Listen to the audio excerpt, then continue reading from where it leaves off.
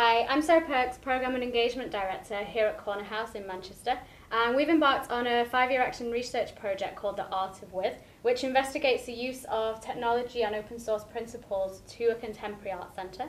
We started by commissioning Charles Leadbeater to write an essay, The Art of With, and then we've invited people to respond to that both formally and informally. I'd like to introduce Michael Connor, international curator based in New York, and he's written a response to The Art of With called The Manual for the 21st Century Gatekeeper. So I'd like to ask Michael, first of all, what did you initially think of Charles Leadbeater's The Art of With essay? Well, I found Charles Leadbeater's essay quite provocative. I think one of the interesting things about it is that he makes these such broad brushstroke statements, and he gives you a lot to kind of argue with. But I remember, one of the reasons I wanted to respond is that I was sort of afraid that his essay was going to be used to kind of write massive funding bids by people that kind of saw in it a way to tap into public support for a technology-based social media project. And part of the reason I wanted to write was to say, that's not really a good way to innovate in terms of participatory media. So you do mention a few specific instances that you think interrogate, or projects that interrogate The Art of With. The Brooklyn Museum did an exhibition called Click, where they invited members of the public to submit works in response to the theme, The Changing Face of Brooklyn. It was a photography exhibition. And then they invited members of the public to judge the works for inclusion in a gallery exhibition. So it was very much about throwing open the curatorial process to the public and seeing whether the crowd, so to speak, could make as good of a selection as a curator. When they asked members of the public to make the selection, they asked them to rate works from most effective to least effective.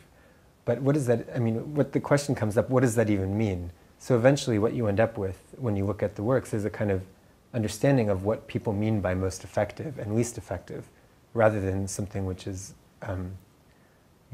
really about the work itself. So it's much more interesting as a kind of portrait of the minds of the selectors than it is as It doesn't really tell us anything more about crowd curation. I think it tells us that, it kind of reveals that when you go to an exhibition, you are kind of looking for subjectivity in it. The subjectivity of the crowd is I think, very difficult to represent through a voting system which aggregates everyone's individual eccentricities and, strange predilections into a kind of patterns. There's definitely still a lot of curators out there working in a really traditional way, so why should they change? The art world is incredibly globalized now, and being able to stand up and say, we are doing something new, means that you have to be a person with an awareness of what's happening everywhere else. Do you think that people really want to participate? Do they want to join in? Is there a real demand for it? Or are people quite kind of busy and they want to just sort of come and maybe even be a little bit passive sometimes? The expectation of participation is sometimes a burden for the audience. And Jacques Rancière has a great article, I think it's called The Emancipated Spectator, where he talks about how theater, in the realm of theater, there have been all these iterations of trying to break down the wall between performer and audience. Rancière kind of argues that actually there's a shared experience created in just the act of being there together. He was trying to redefine that as an active, like a job. To watch and think is a job. So how practical is it for galleries and organisations like Cornerhouse to really harness the specialisms and the perspectives of any given crowd or any given group of people? In the talk today I showed this chart which is sort of about, audience numbers versus how much dialogue people expect. And I think it's true, Cornerhouse serves a kind of, regional audience for the most part. It's a major venue that serves mostly a regional audience, so there is an expectation of responsiveness, but at the same time you're a small team, all stretched to the max. But I think partly it's about attitude, and that kind of happens within the organization as well as that. So I would say Cornerhouse, in its structure internally, seems to have a very lateral kind of conversation going on, which actually helps a lot in terms of engagement with the public. For me, there's a little bit of expectation that sometimes the projects that we're setting up or working on feel a little bit like, you might call them education or community art or things like that. How do we get over that feeling that in working with lots of people, in some ways quality has to be sacrificed? I'm not really arguing against the role of the gatekeeper, and after doing a lot of research and thinking about this, I kind of concluded that within the gallery space there is a need for a sort of subjectivity to come across.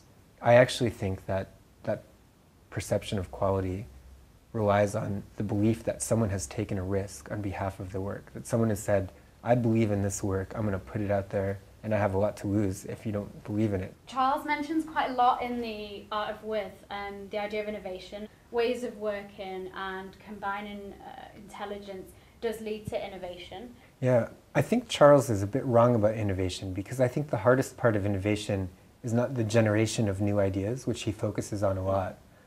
I think a lot of it is about trying out ideas and having a good way of evaluating them.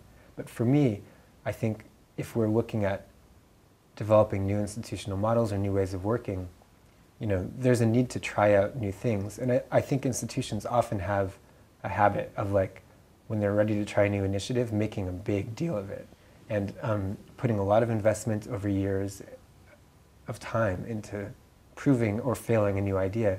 But when an idea is new, I think you need to prove it or fail it as cheaply as possible. British funders should, I think, learn from Silicon Valley venture capitalists, is that they should value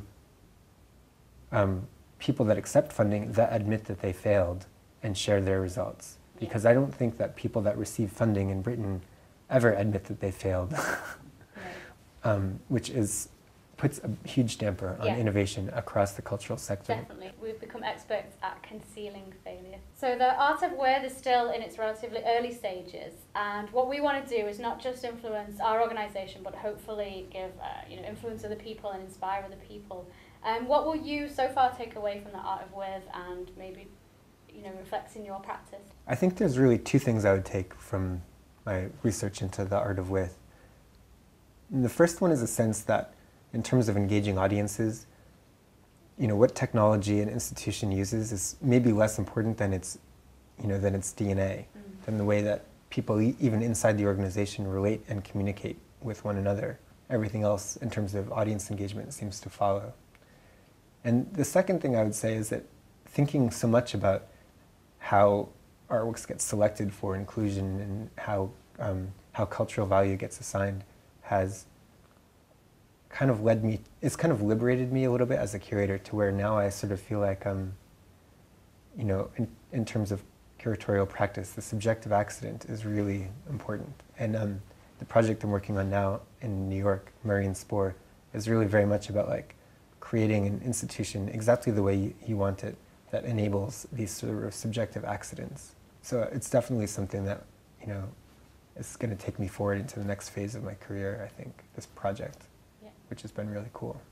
That's great, subjective accidents. I like that. I think it's a great place to end our conversation. So I'd like to thank Michael Connor for chatting to me about this, and more importantly, putting his opinions and effort into the Art of With. Thank you.